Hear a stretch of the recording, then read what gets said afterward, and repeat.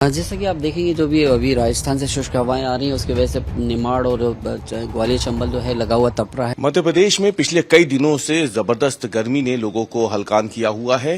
हालांकि अभी भी मध्य प्रदेश को इस गर्मी से राहत मिलेगी इसके आसार कम ही हैं।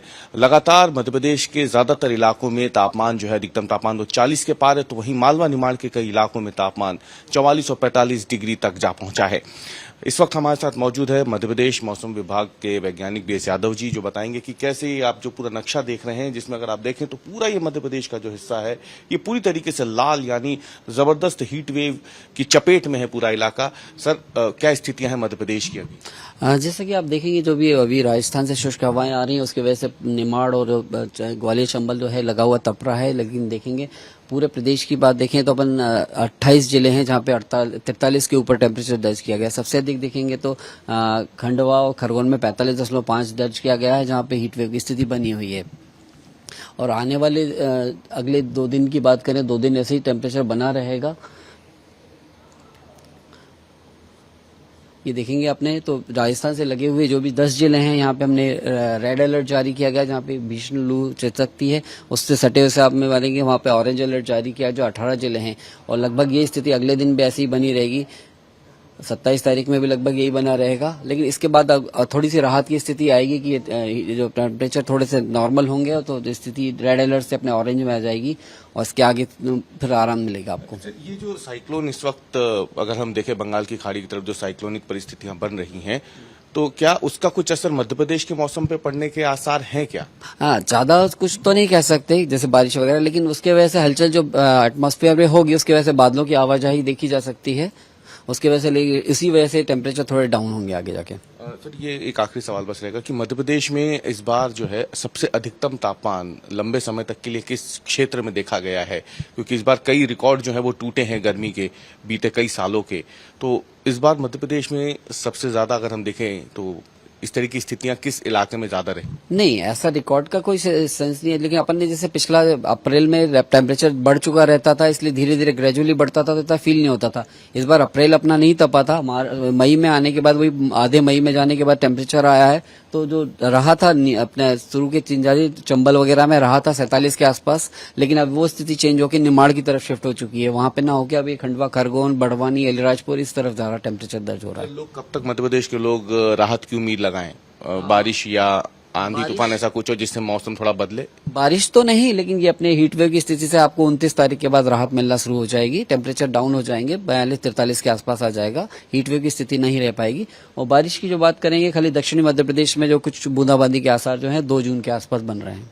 बहुत बहुत धन्यवाद आपसे बात करने के लिए। तो मध्य प्रदेश मौसम विभाग के वैज्ञानिक बीएस यादव जी थे, जिन्होंने बताया कि भले ही मध्य प्रदेश को हीटवेव से अगले कुछ दिनों के बाद राहत मिल जाएगी, लेकिन इसके बावजूद भी गर्मी अभी नहीं जाने वाली है, गर्मी बनी रहेगी। बारिश के लिए मध्य प्रदेश के लोगों को अभी थोड़ा और इंतजार करना होगा।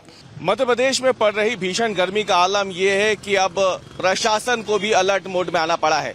मौसम विभाग ने मध्य प्रदेश के कई शहरों में तीव्र लू और हीटवेव का पूर्वानुमान जताया और इसके साथ ही चेतावनी जारी की है स्थानीय प्रशासन को कि वो इंतजाम करें कि लोग इस भीषण गर्मी से बच सके। और इस तरीके की व्यवस्था जो है आपको भोपाल में कई जगहों पे अब दिख जाएगी।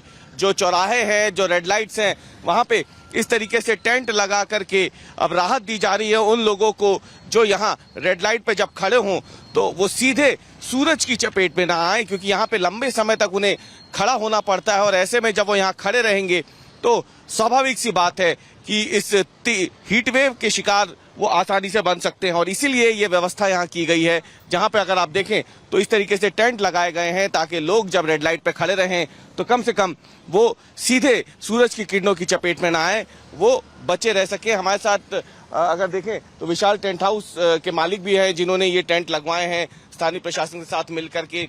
क्या अरेंजमेंट्स यहाँ पे किए गए हैं भोपाल में इस तरीके से गर्मी से लोगों को बचाने के लिए? हम लोगों ने देखा कि हम लोग जब अंदर से बाहर निकलते हैं, 2 मिनट के लिए भी अगर एसी से बाहर निकलते हैं तो क्या हालत होती है। जब यहाँ देखते हैं सिग्नल पे लोग खड़े आके होते हैं, 30 सेकंड या 60 सेकंड भी रुकना पड़ता है, तो उनको क्या हालत होती हुई। ये सोच के हमने कुछ अपनी यहाँ दुकान के सामने या रोशनपुर चौराहे पे भी अभी टेंट लग रहे हैं, वहाँ पे कुछ ऐसे भोपाल के चुनिंदा स्थानों पे अपने टेंट व्यवसायियों से अपील की है कि सब जगह अपने अपने टेंट लगाएं ताकि लोगों को लू से राहत मिल सके। अभी ये नौ तपे का सीजन बहुत भारी है और धूप बहुत तेज है, तो अभी नौतपा कम से कम 10-15 दिन के लिए पंडाल लगाए जाए। ये बताइए कि इतनी गर्मी भोपाल में इससे पहले कभी आपने कब देखी हो, कोई आपको याद हो जो इतने बुरे हालात रहे हों? अभी तो ऐसे काफी टाइम से नहीं थी, पिछले 10-15 साल पहले तो ऐसा था, लेकिन अभी ऐसा कुछ कभी गर्मी नहीं पड़ी। इस वर्ष गर्मी बहुत तेज है और ये गर्मी से बचाव के लिए ही टू व्हीलर्स के लिए खासतौर से विशेष तौर पे हमने ये पंडाल लगाए हैं ताकि उनको कुछ राहत प्रदान हो सके। तो आपको पता है इसके अलावा भी जो है भोपाल नगर निगम हो या स्थानीय प्रशासन हो वो सड़कों पे पानी का छिड़काव कर रहे हैं और जब लोग गुजरते हैं तो स्प्रिंकल्स के जरिए उन पे पानी डाला जा रहा है ताकि वो सीधे गर्मी की चपेट में ना आए। इसके अलावा उज्जैन का महाकाल मंदिर हो वहां पे भी जो दरिया बिछाई गई हैं लोगों के लिए ताकि उनके जो पैर ना जलें और वहां पे पानी का छिड़काव लगातार किया जा रहा है। कई जगहों पर इस तरीके की व्यवस्था जो है वो मध्य प्रदेश में की गई है ताकि सूरज का ये जो सितम है वो जिस तरीके से इस वक्त मध्य प्रदेश के ऊपर कहर बरपा रहा है कम से कम कुछ हद तक लोगों को उससे राहत मिल सके, वो अपना बचाव कर सके। कैमरामैन प्रतीक के साथ अवीश पाल सिंह, भोपाल आज तक।